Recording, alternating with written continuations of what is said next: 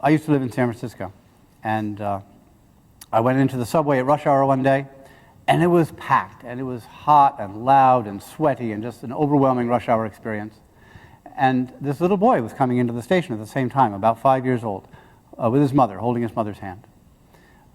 And he wasn't, I had the impression that maybe it was his first time in the subway, and he wasn't crying and resisting and holding back or anything, but as he walked by, I heard him say, "I'm scared. I'm scared." And he just kept repeating, "I'm scared." And his mother said to him, "Yes, sweetheart, I know. Let's go." And they walked into the crowd, the little boy saying, "I'm scared." So, first of all, I wanted to say to the boy, "Yes, sweetheart, I know too. I know just how you feel. And I'm all grown up now, but I still know how you feel. The world is scary."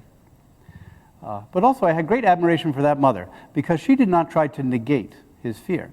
She didn't tell him, "Oh, don't be silly, there's nothing to worry about." That would have been a lie. And she didn't pick him up and to carry him and coddle him and give him some false sense of protection. She held his hand and walked with him so that he could learn to walk with his own fear, so he could be afraid and still proceed on that basis. Because in working with fear, we can't ask people to not be afraid. That's just too much to ask. Change can be very scary, and big storms of change, like what we're caught up in these days, can be quite scary, and people can be afraid.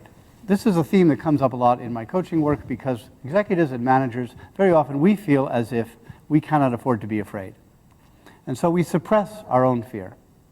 And the problem with that is that by suppressing our own fear, we tend to ignore other people's fear. And we cannot lead people who are afraid by ignoring their fear.